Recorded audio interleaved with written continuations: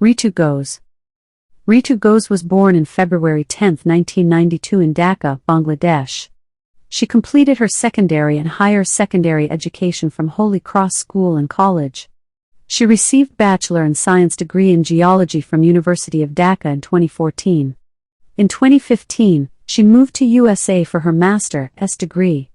She completed MS degree from Wright State University, USA.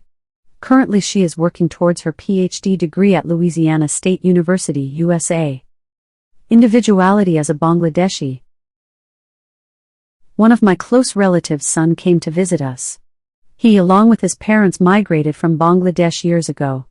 After 5 years they came back to visit their country. While his parents were busy in shopping and visiting other relatives, I was appointed to show him the Dhaka city, the capital of Bangladesh, the city he was born in. I was a freshman at the University of Dhaka at that time, and felt very excited knowing that I was considered responsible enough to do the job. You start feeling grown up when you start going to university. I was getting the essence of adulthood, no matter how small the responsibility is. Although showing a teen his birthplace did not appear as a small responsibility to me. I took him out to show the city I know. I decided to start from our oldest and most historical university of Bangladesh, my alma mater, the Dhaka University. Starting from Shah Abdullah Hall, Curzon Hall, and Mokarram Bhaban, we went to the Shahid Minar. He must have seen it at a very early age when he was in Bangladesh. During these years in abroad, he must have just seen Shahid Minar in pictures.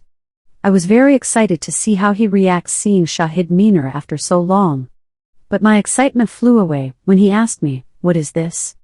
Okay, I thought it is quite possible not to recognize the monument since he was far from the city for so long.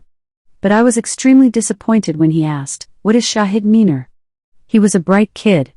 He spoke about Roman emperors, the Second World War, which clearly indicated that he was very knowledgeable, and not ignorant of the world. His world was not limited to video games.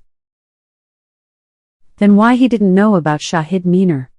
I couldn't resist myself from asking him again to reconfirm myself that he really did not know anything about Shahid Minar. So, I tried to give him some hints saying, martyrs who died for the rights of Bangla language, but no. He couldn't recall anything. I noticed his curious eyes though. He seemed a little bit embarrassed as well. I didn't take it further. We found a quiet place in a corner near the monument. I told him the history of our mother language Bangla, the story of Salam Rafiq Jabbar and many unanimous martyrs who had sacrificed their lives on the 21st February of 1952 for their mother tongue, the dearest language Bangla. In remembrance of our language martyrs, 21st February was declared to be the International Mother Language Day by UNESCO in 1999. We remained silent for a while. Then the boy asked me, "Do my parents know about this?" I said, "Yes, they do." He said, "Then why they never mentioned it to me?" I had no answer because I had the same question in my mind. I could still recall, it was his mother who used to take me to the Ekush book fair held in February, every year back in those days. She was a passionate lover of Bengali poetry and an avid reciter. She used to buy me Bengali books, most of the books were on our liberation war. I wonder how such a patriotic person like her didn't feel obligated to tell the history to her own child. Is it because she was not living in this country anymore? Or she didn't care about her root and culture? How could a person forget her root that fast? That arouses another question, maybe the root was never that strong. This is a vital problem of a growing teen, who judges the whole world by his or her own emotional point of view. I did not know what to say, there was nothing but silence among us. Few moments later, the boy suddenly pointed out to a crowd of young people, who were eating peanuts and throwing husks on the monument's yard. The boy asked me, "Do they live abroad like us? Don't they know why they are here, or how to show respect to the monument?" This time I was embarrassed to his question. Yes, they live in this country. They spent their whole life hearing the history. Since childhood they have been taught about 21st February. Those who walked up to the monument with their shoes on, or those who left their trash in the monument, are citizens of this country. They were born and brought up in this country. In present days, the 21st February celebration cannot be distinguished whether it is Martyrs' Day or Valentine's Day.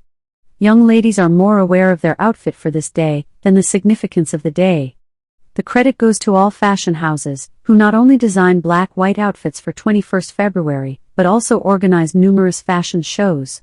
Bengali ladies may not buy a book from Ekush Book Fair, they will definitely buy a black-white sari. A red rose, red bangles often complete their look.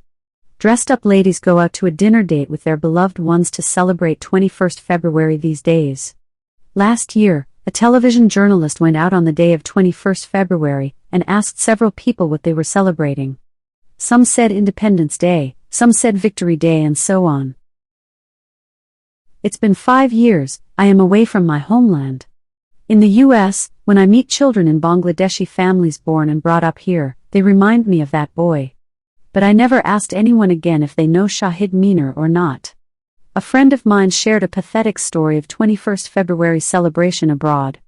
The program was full of people from all ages. Good food was served, people were busy taking photos, and simultaneously Hindi music was being played. I was fortunate enough not to be present there. But I have witnessed several other things.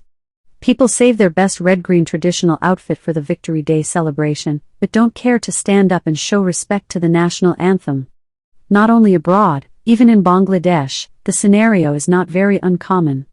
Fortunately, there's still a small group of people in the country and abroad who have been trying their best to protect Bangla language and the culture. These people carry their country, their history in their heart. They are conscious of their language, culture, literature. But unfortunately, the ignorant group outnumbers the enlightened group. One thing surprises me. Those kids who were born and brought up abroad, especially in Canada, America, or in Europe, it is usual for them not to know Bangla very well. It is logical that those kids won't grow interest in Bangla song and literature. But it is not clear to me how they are so interested in Hindi songs and culture. Like Bangla, Hindi is also a foreign language to them. However, their parents speak in Bangla at home. Then where does this third language come from? Most of these kids think of Indian dress, Hindi song when they picture a Bangladeshi program. They don't know the difference between Indian and Bangladeshi culture. As a motherland, doesn't our country deserve that her people would properly introduce her to the new generation? We often see a peculiar scene on Bangladeshi weddings. If you don't know which country you are in, and somebody takes you to a wedding blindfolded, you can't tell if you are in an Indian wedding, or a Pakistani, or in any Arabian wedding. In the long list of Hindi songs, not a single Bangla song can make its place. Is it because they are more comfortable talking in Hindi than Bangla? Or Hindi is a very dear language to them? Or they don't understand Bangla songs? I have never seen such love for a foreign language among any other nationals. I have never seen Hindi-speaking people playing Bangla music in their wedding. There is good music in so many languages. Listening to any music of any language is completely a personal choice. But there is a fear when almost the entire country knows only one musical language, and that is Hindi. I have seen young people proudly saying they don't listen to Bangla music. For a moment, I take it as a discredit of the language.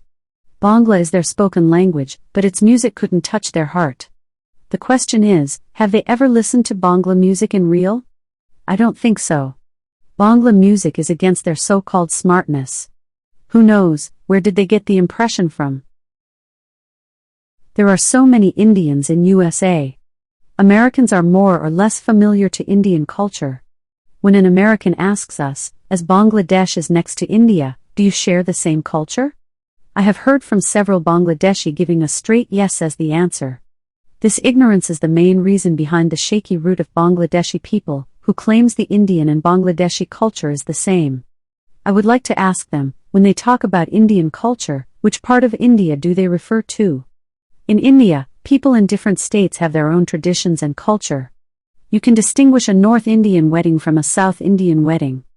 Unlike us, the Indians have not mixed up their culture despite of being in the same country.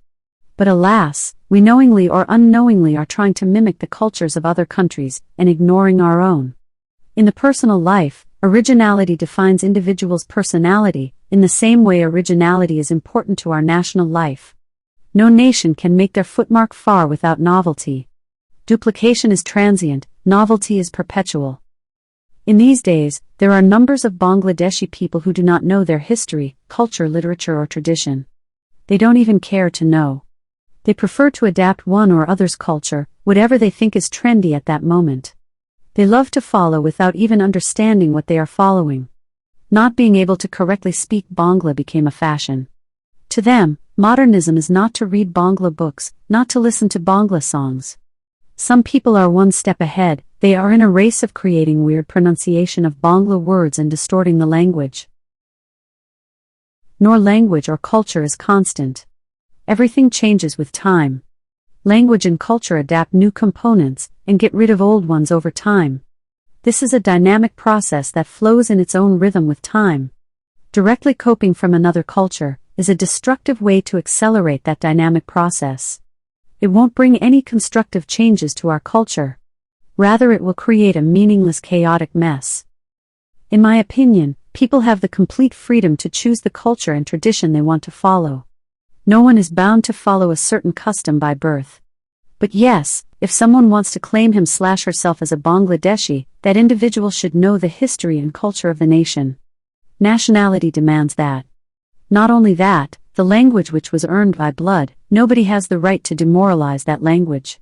The country that holds the culture and history of 1,000 years, as a citizen we should contribute to it with more insight, and uphold its dignity. If we don't pay attention now, it is not far when 21st February, 26th March, 16th December, will be just a holiday to the nation, nothing else. Translated from Bengali by the author.